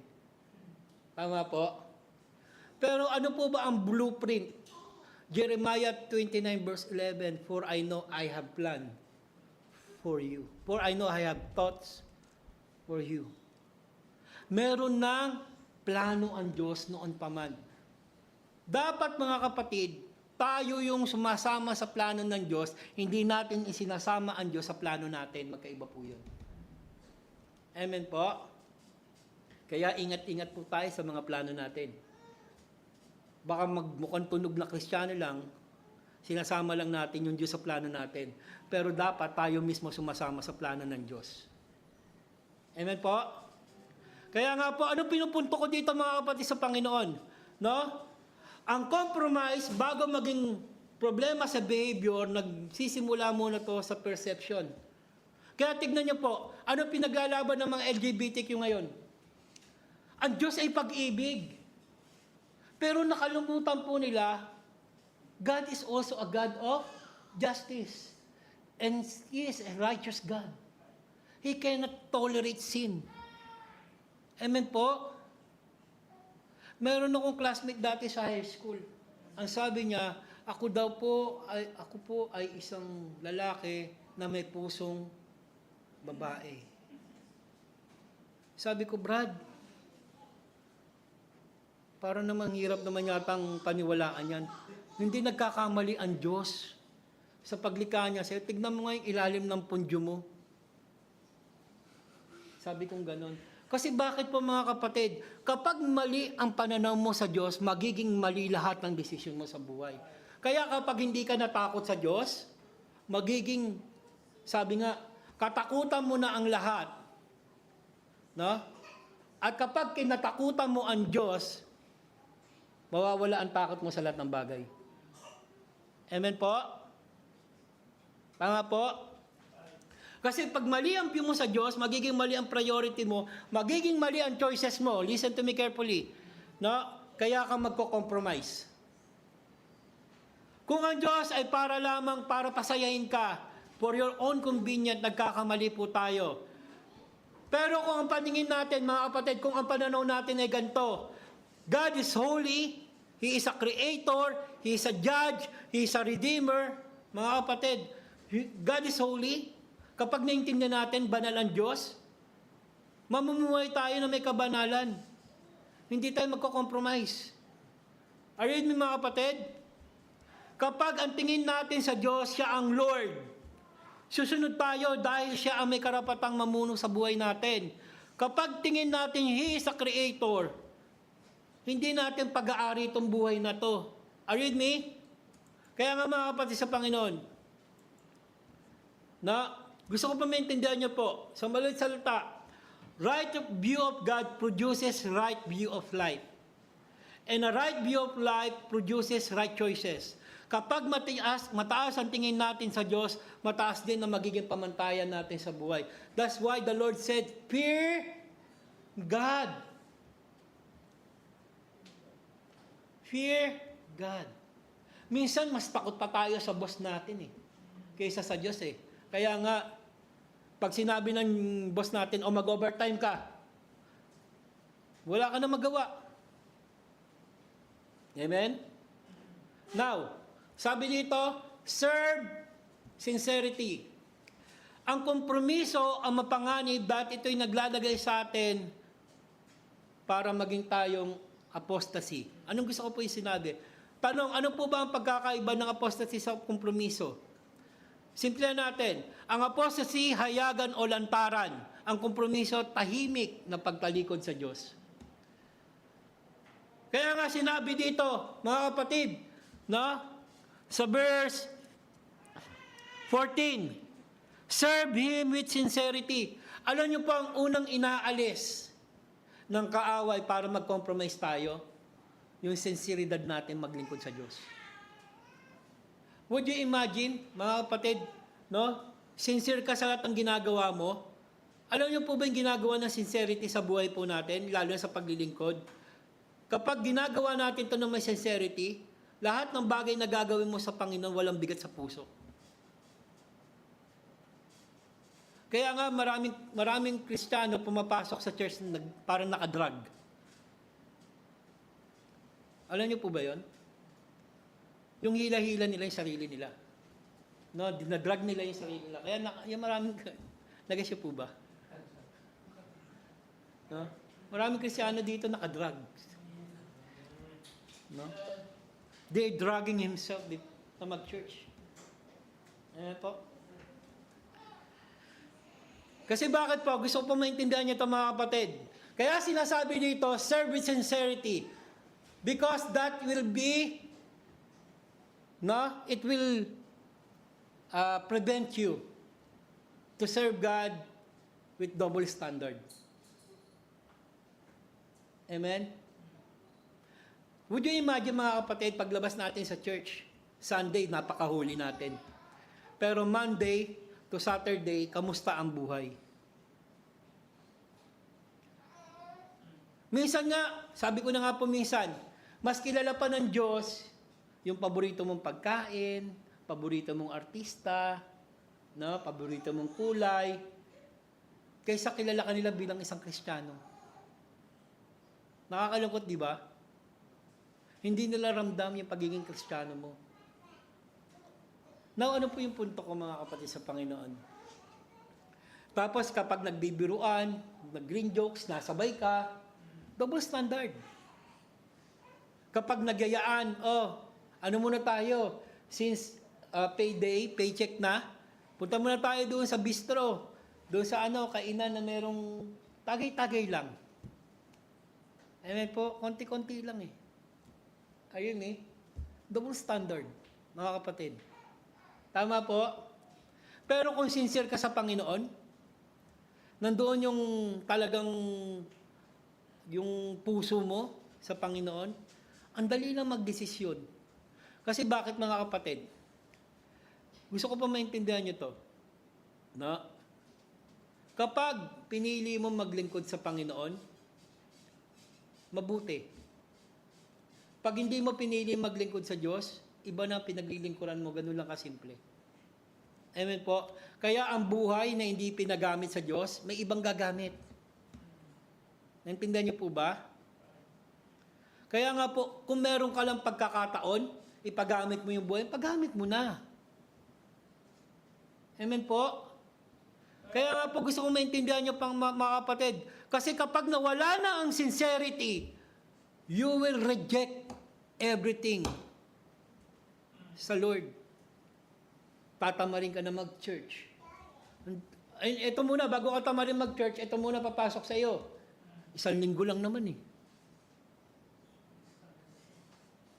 Isang Tuesday lang naman akong di aatin. Pero yung Tuesday na yan, malilipat sa Friday, malilipat sa Sunday, hanggang 1 buwan ka na hindi makapag-church, hanggang 1 taong ka na hindi makapag-church. Pero saan nagsimula? Sa 1 beses. Amen po?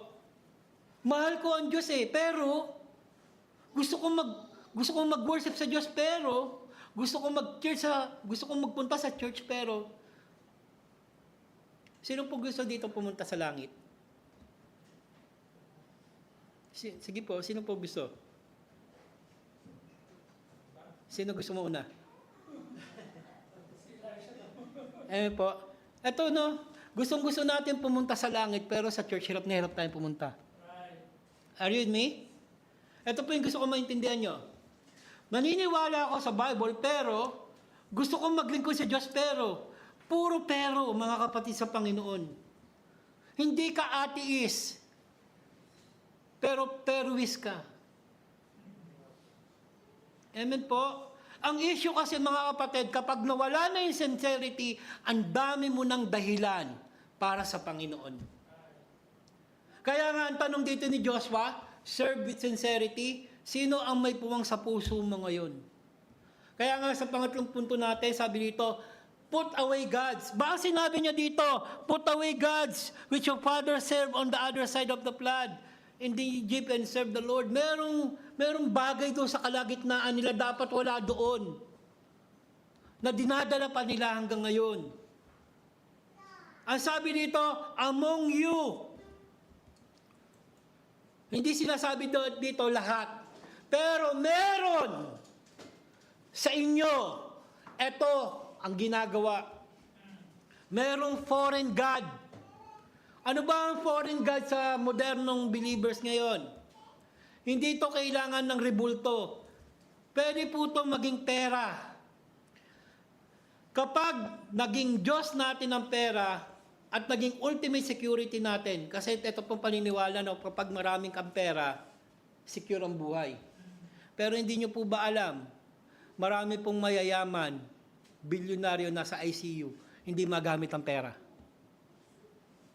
Kailangan nilang kumuha ng maraming security sa bahay nila para makatulog, para hindi po sila manakawan.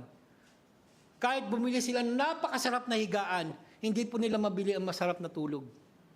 Tandaan niyo po itong sasabihin ko. Na walang sapat na tulog sa pagod na kaluluwa. Amen po? Kaya ang pera, paging naging ultimate security mo, mas nagtitiwala ka sa laman ng wallet mo kaysa katapatan ng Diyos, that is an idol. Kapag ang karir mo, naging identity mo na, kaya maraming Kristiyano hindi makapaglingkod sa Panginoon kasi ang mindset nila, they are 100% chemist, they are 100% engineer, and they are part-time Christian. They are 100% accountant, they are 100% ganito, and they are part-time Christian. What if palitan natin yung mindset? I am a full-time Christian and a part-time engineer. I am a full-time Christian and a part-time doctor. I am a full-time Christian and a part-time accountant. Are you with me? Naano mo no? Napoproject mo. Kasi yung karir mo mga kapatid, kapag yan ang naging priority mo, hadlangan ka niyan para maging priority mo ang Diyos. Amen po? Kasi nagiging identity mo na. Tignan mo po, kapag ang relationship mo, mas mahal mo na yung asawa mo, mas mahal mo na ang anak mo kaysa sa Diyos, mahirap. Amen po? Kapag ang ministry mo, napapalitan na ang relasyon mo sa Diyos, delikado po. Pwede ka naglilingkod, abala ka, pero malayo na yung puso mo sa Kanya. Amen?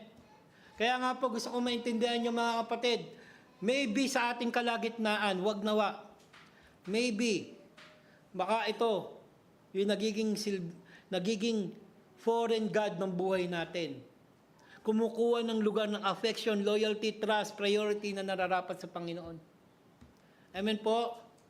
Kaya nga po, ang sabi dito ni Joshua sa chapter 15, sa verse 15, and if seems evil unto you to serve the Lord, choose you this day whom you will serve, whether the gods which your fathers served that were on the other side of the flood, or the gods of Amorites, in whose land you dwell. But as for me and my house, we will serve the Lord. Hindi mo po kayang pangunahan yung mga taong maglingkod sa Diyos, pero yung sarili mong pamilya dapat pangunahan mo maglingkod sa Panginoon.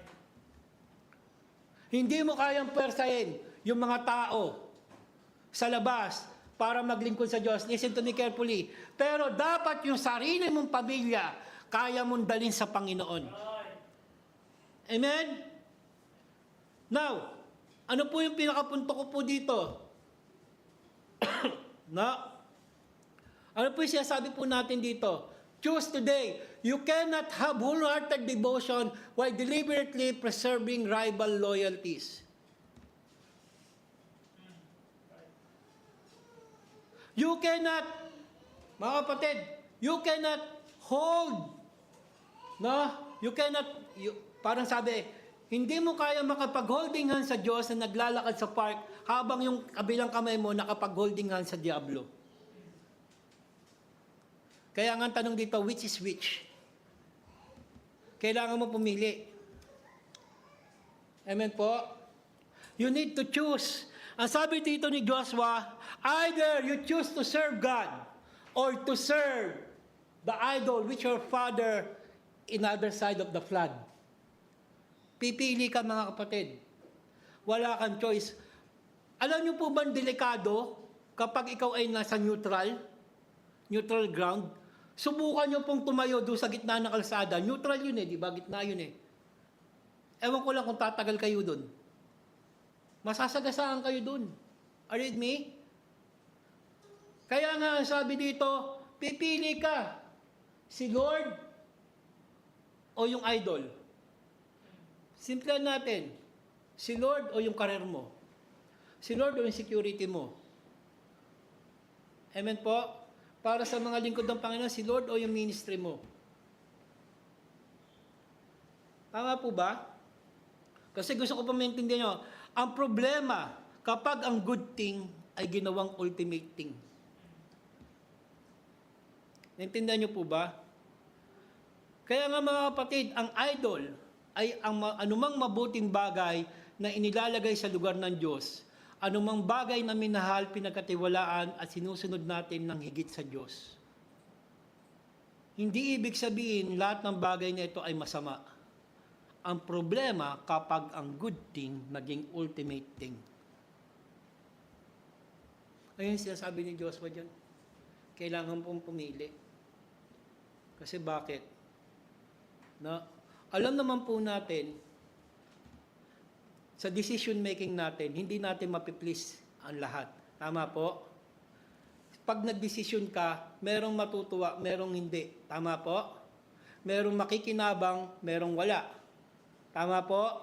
Merong magkakaroon, merong mawawalan. Tama po? Pero sana sa desisyon natin, dapat una tayong makikinabang. Ito yung sinasabi ni Joshua. Kung gusto mo makinabang, piliin mo ang Diyos. Kung gusto mo mawalan, huwag mong piliin ang Diyos. Tama po? Kaya alam niyo po, nakakatakot mga kapatid sa Panginoon. No, tuloy na lang po natin itong message natin. No?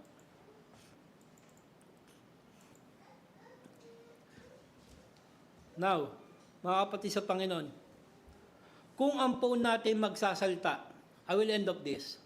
Kung ang cellphone mo magsasalta tungkol sa iyong purity, ano kaya magiging labas nito?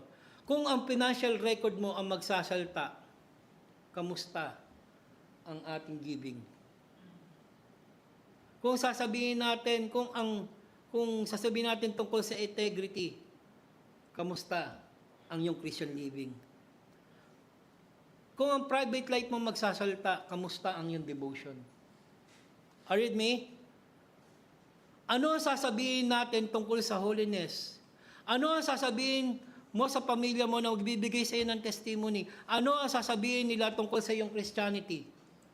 Mga kapatid sa Panginoon, kung ang mga taong nakakilala sa iyo ng lubos ang magsasalta, makikita ba nila ang Diyos na sinasabi mong pinaglilingkuran mo? Kaya nga po, malaki ang pagkakaiba ng public confession between private conviction. And I will end up this story. Kilala niyo po ba si Eric Liddell? Sino po? Eric Liddell? No, noong 1950s, isa po siyang kinikilala ng Britain na pinakamabilis na tumakbo. Noong 1950s na yon, ginawa ang Olympics sa Paris. Ngayon, ito mga kapatid, listen to me carefully. Si Eric Liddell, magaling po siya sa 100-meter dash. Pero, mga kapatid sa Panginoon, nataon yung takbo niya linggo. Tutuloy po to kahit ba ano nyo po to, search po sa internet. Chariot of Fire, yes. No? Pero bago tayo dumating sa Chariot of Fire, gusto ko muna i-detalye yung simula. No? Ngayon, ayaw niyong tumakbo. Maraming nagagalit sa kanya. Kasi bakit? Linggo lang naman isang linggo lang naman tumakbo ka na. Hanggang yung prinsipe ng Inglaterra, lumipad mula Britanya papuntang Paris para kumbinsin siya tumakbo sa linggo. Pero alam niyo po ang sagot niya, hindi ako tatakbo ng linggo kasi ang linggo para sa Panginoon. Tatakbo ako sa Lunes ng 400-meter dash. Alam mo, sabi ng prinsipe sa kanya, hey, hindi ka pa nananalo sa 400-meter dash. Dito ka magaling sa 100-meter dash. Pero sabi ni Eric Liddell, hindi siya napilit. Alam niyo po ang ginawa niya? Sabi niya, tatakbo ko sa Lunes sa 400-meter dash. Walang nagawa po yung mga tao sa paligid niya, even the Prince of Wales. Alam niyo po ang nangyari? Tumakbo siya ng 400-meter dash ng Monday, breaking the record. Binrake niya ang lahat ng record sa 400-meter dash. At nung tinanong siya, ang sabi niya, bakit po? Bakit ang bilis mong tumakbo? Sabi niya, pinabilis ng Diyos yung takbo ko. Pero hindi po yun ang pinaka-climax ng story. Doon sa kanyang kasikatan, na bilang isang sikat na athletic figure, 1925 yata nangyari yun, na isang taon, lumipad siya sa China. Iniwanan niya po yung katanyagan niya. Alam niyo pong ginawa niya? Pumunta siya sa mission sa China. At doon niya ginugol ang buong buhay niya sa paglilingkod sa Panginoon. At meron pong isang direktor ang nagka-interest ng kanyang buhay. A low-budget film versus a mega film. Alam niyo po yung kasabay ng film na yon, yung mga pre-willy, yung malalaking palabas sa Hollywood during that time. Pero ito pong palabas niya, yung title, Chariot of Fires. Ang dami niyang hinakot na record. Awards, mga kapatid. Alam niyo po, sinabi ni Eric Liddell, my life belongs to the Lord. Ang buhay ko na ito ay para sa Panginoon. At nung World War II, nung sumiklab ang World War II sa China, pinaligtas niya yung pamilya niya, siya naiwan. Nakulong po siya sa concentration camp. At doon na po siya namatay sa brain cancer. At yung mga tao ng lahat nandun, nabahagiin na niya ng salita ng Panginoon. Now, anong punto ko mga kapatid? Eric Liddell is a perfect example. He chose the Lord over fame. He chose the Lord over money. He chose the Lord over security. Mga kapatid sa Panginoon. Kasi alam niyo po kung bakit? Doon sa final na buhay niya, sinabi niya, ang pamilya ko nagsimulang maglingkod sa Panginoon. He is a missionary family. That's why I'm willing to give everything for the Lord. Binalikan niya lahat ng alaala niya. Inalala niya yung ginawang katapatan ng Diyos sa kanyang pamilya, mga kapatid sa Panginoon, at hanggang dito, mga kapatid sa Panginoon. Hindi siya nag-compromise. Kaya nga po sa huli, encouragement ko po sa inyo mga kapatid sa Panginoon. Let not compromise our faith before the Lord. Huwag natin isuko ang kabanalan. Huwag natin isuko ang katwiran ng Diyos sa ating buhay. Are you with me? Tatawag ko po si Pastor Jake para po sa ating closing prayer. Tayo po ay tumayo at manalangin sa Panginoon. Heavenly gracious Father, thank you Lord God for this wonderful opportunity. Bagamat hindi po namin natapos ang mensahe ito. God willing, Lord God, if there will be a time, may turo po muli ito, that your will be done, Lord God. Pero itinuro niyo na po sa amin, bagamat ganun pa man, itinuro niyo po sa amin, na napakahalaga po sa aming buhay bilang isang Kristiyano, kung paano po tinuro ni Joshua sa Israel, na alalahanin nyo ang ginawa ng katapatan ng Diyos sa ating buhay. Ganon din po sa atin. Napakahalaga po na lagi po natin binabalikan ang katapatan ng Diyos sa ating buhay. At napakahalaga rin po na ang buhay na ito ay hindi po nagkukompromiso, hindi umuyuko sa kasalanan, hindi ipinagpapalit ang Diyos sa anumang mga bagay, kundi tinitindigan ang pananampalataya at tinatayuan ang pagmamahal sa iyo. Nawa, O Diyos, sa mensaheng ito, selyohan niyo po ito sa aming mga puso. Ikaw po ang siyang matas at malulhati sa aming mga buhay. At sa aming pagtatapos, tanggapin po namin ang biyaya, buhay na nagmumula sa iyo. Maraming salamat po. Ito po ang aming samot dalangin na puno ng papuri, pagsambat, pasalamat sa matamis at makapangyarihang pangalan ni Jesus. Ang lahat po ay magbika ng Amen. To God be all the glory.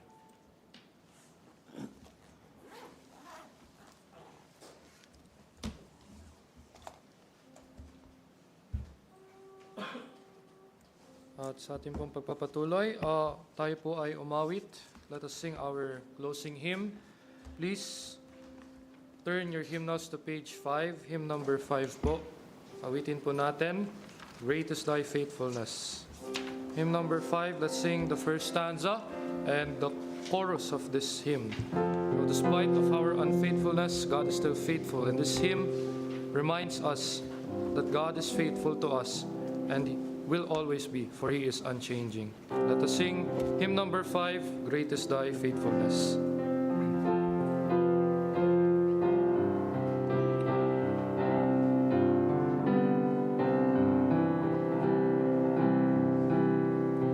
Great is Thy faithfulness, O God my Father. There is no shadow of turning with Thee. Thou changest not, Thy compassions they fail not. As Thou hast been, Thou forever wilt be. Great is Thy faithfulness, great is Thy faithfulness. Morning by morning, new mercies I see. All I have needed, Thy hand hath provided. Great is Thy faithfulness, Lord, unto me. At hindi po tayo nakatayo, tayo po manalangin. Panginoon, salamat po sa pagkakataon na ibinigay mo sa amin. Pagkakataon na kung saan you give us the opportunity to choose. Either to ignore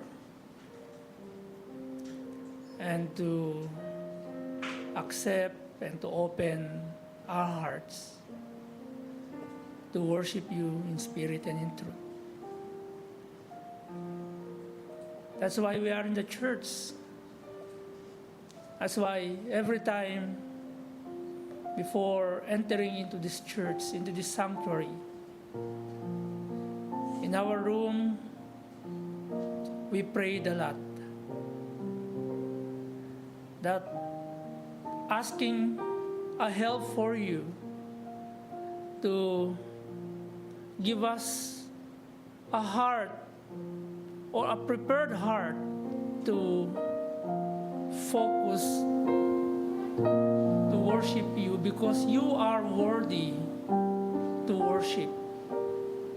Despite of our unfaithfulness, you are unchanging God, a faithful God, a merciful God, a loving God, a gracious God. We thank you, Lord, for your unfaithfulness to us, just for your faithfulness to us. Lord, we give back all the glory, praises, and honor to you. All these things we ask and pray in Christ our Savior. Amen. Now the Lord of peace himself give you peace always by all means. The Lord be with you all. The grace of our Lord Jesus Christ be with you all. Amen. Purihin po ang Panginoon. God bless you. And you are dismissed. Naway na bless po tayo sa message. And let's enjoy our fellowship. And once again, welcome po sa ating pong bisita kay Tatay Martin at saka kay Nanay Tita. Okay? Sumubo ka lang. Nandiyan na